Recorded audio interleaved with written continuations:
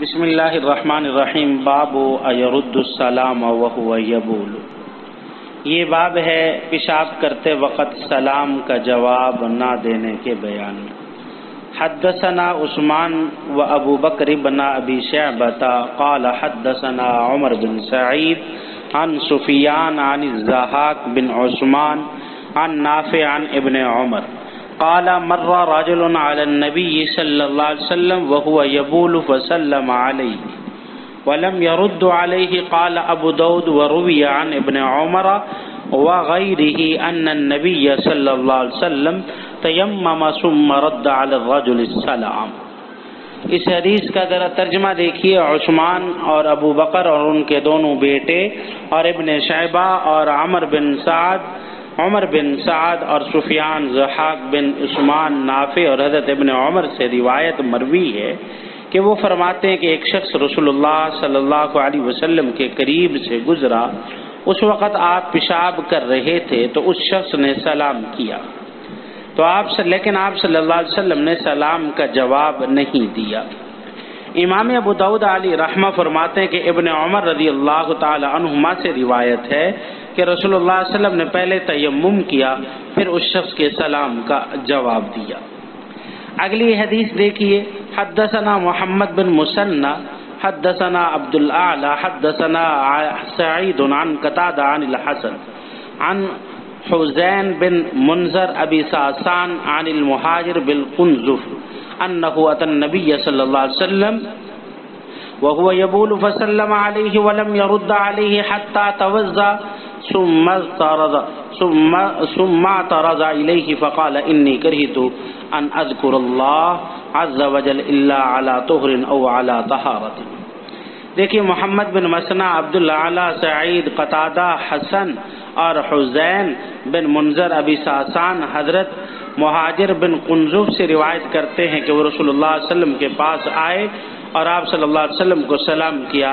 جبکہ آپ صلی اللہ علیہ وسلم پیشاب کر رہے تھے تو آپ صلی اللہ علیہ وسلم نے سلام کا جواب نہیں دیا یہاں تک کہ آپ صلی اللہ علیہ وسلم نے وضو کیا اور پھر معذرت کی اور فرمایا کہ مجھے برا معلوم ہوا کہ میں اللہ عز و جل کا نام بغیر طہارت کے لوں.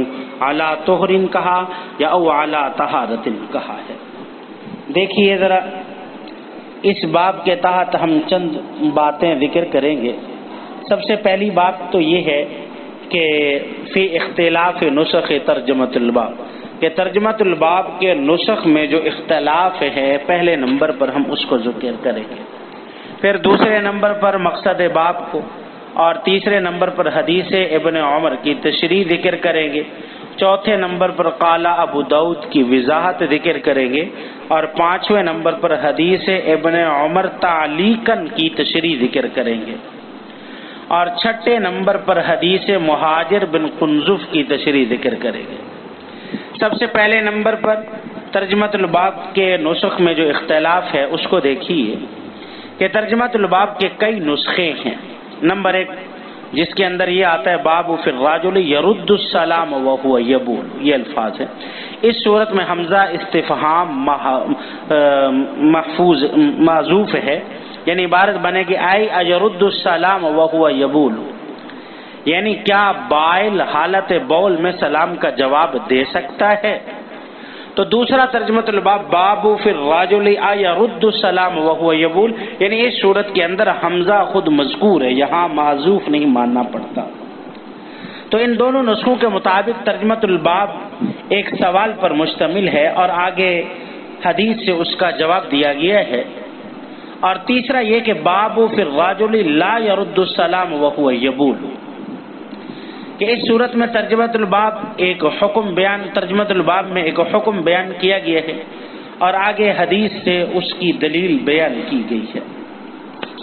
دوسری بحث مقصد باب ہے کہ امام ابو داؤد اس باب سے ایک اور ادب بیان کر رہے ہیں اور وہ ادب کیا ہے کہ بول و براز کی حالت میں سلام کا جواب دینا مکروہ ہے. امام ابو داؤد نے اس باب کے تحت 3 حدیثیں ذکر کی ہیں جن سے اسی پر استدلال کیا ہے. نمبر 1 حدیث ابن عمر مسندن ذکر کیے، حدیث ابن عمر تعلیقاً ذکر کیے حدیث مہاجر بن قنزف ذکر کی ہے۔ یہ 3 حدیثیں اس باب کے تحت امام ابو داؤد علیہ رحمہ لائے ہیں۔ تیسری بحث ہے ابن عمر رضی اللہ تعالی عنہ کی حدیث کی تشریح، کہ جس کے اندر کیا آیا ہے کہ آپ صلی اللہ علیہ وسلم، جس ابن عمر کی حدیث کے اندر کہ مر رجل علی النبی صلی اللہ علیہ وسلم وهو یبول، یہ حدیث ہے۔ دیکھیں یہاں ایک سوال ہوگا کہ حدیث باب سے معلوم ہوتا ہے کہ آپ صلی اللہ علیہ وسلم پیشاب فرما رہے تھے، تو اس حالت میں کسی نے سلام کیا، جبکہ ابن ماجہ کی حدیث میں ہے کہ وهو یتوضا، کہ آپ وضو فرما رہے تھے کہ گزرنے والے نے سلام کیا۔ اب بظاہر ان دونوں حدیثوں میں تعارض ہے۔ ان کا جواب دیکھیے، پہلا جواب یہ کہ اکثر روایات میں یبول کے لفظ ہیں، چنانچہ سنن نسائی مسند احمد میں بھی کان یبول کے الفاظ ہیں اور قد بالا کے الفاظ ہیں، تو ان روایات کو ابن ماجہ کی روایات پر ترجیح حاصل ہوگی۔ دوسرا جواب یہ کہ ابن ماجہ کی روایت میں یتوضا کنایا ہے بول سے، اس لیے کہ بول سبب ہے وضو کا، تو مسبب بول کر سبب کو یہاں مراد لیا گیا ہے۔ دیکھیے، تو جیسے آپ نے اس حدیث کے اندر فرمایا کہ لم یرد علیہ سلام کا جواب نہ دیا، تو اب دیکھیں سلام کے جواب نہ دینے کی حکمتیں کیا ہیں۔ اس کے کئی وجوہ بیان کیے گئے ہیں۔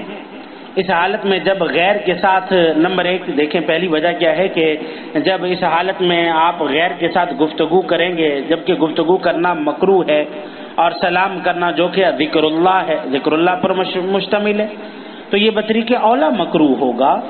عام گفتگو مکروہ ہے، جب سلام یہ کہ اللہ کا ذکر ہے وہ تو بطریق اولا مکروہ ہوگا۔ اللہ اکبر۔ دوسری وجہ یہ کہ امت کو تعلیم ہے کہ ایسی حالت میں نہ سلام کرنا چاہیے اور نہ سلام کا جواب دینا چاہیے۔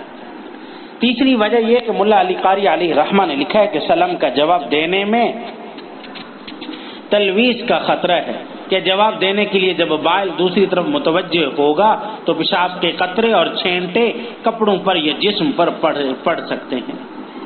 اچھا، چوتھی وجہ اس کی یہ کہ بعض اوقات ایسا بھی ہو سکتا ہے کہ اگر کوئی حالت بول میں سلام کا جواب دینے کے لیے متوجہ ہو تو سطر کے ظاہر ہونے کا خطرہ ہوتا ہے، جس سے ناظر و منظور دونوں گناہگار ہوں گے، تو اس لیے رسول اللہ صلی اللہ علیہ وسلم نے ایسی حالت میں سلام کرنے یا سلام کے جواب دینے سے منع فرمایا ہے۔ آگے چوتھی بحث ہم نے جو بیان کی ہے، چوتھی بحث ہے قال ابو داؤد، یعنی قال ابو داؤد کی وضاحت۔ قال ابو داؤد کی وضاحت دیکھیے کہ اس قول سے امام ابو داؤد علیہ رحمہ کا مقصد کیا ہو سکتا ہے۔ اس میں 2 احتمال ہیں۔ پہلا احتمال تو یہ کہ ابن عمر کی پہلی حدیث میں اختصار ہے، تو دوسری حدیث لا کر اس اختصار کی ابن عمر علی رضی اللہ تعالیٰ عنہ وضاحت کر رہے ہیں کہ دیکھیں کہ اول حدیث میں تو فقط اتنا ہے کہ آپ نے جواب نہیں دیا، جبکہ ابن عمر کی دوسری حدیث میں ہے پھر آپ نے تیمم فرما کر جواب دیا ہے۔ اچھا، یہاں دوسرا احتمال بھی ہو سکتا ہے کہ اس کی وضاحت میں قال ابو داؤد کی وضاحت میں وہ یہ ہے کہ دیکھیں یہاں متابعتاً یا استشہاداً ابن عمر کی دوسری حدیث کو تعلیقاً ذکر کیا ہے، مقصود صرف پہلی حدیث کی تائید پیش کرنا ہے۔ دعا کیجئے کہ اللہ رب العزت ہمیں نیک اعمال ہمیں سبق یاد کرنے کی اور نیک اعمال کرنے کی توفیق عطا فرمائے۔ انشاءاللہ باقی جو 2 بحثیں رہ گئی ہیں وہ اگلے سبق میں ہم انشاءاللہ پڑھیں گے۔ وآخر دعوانا الحمدللہ رب العالمین۔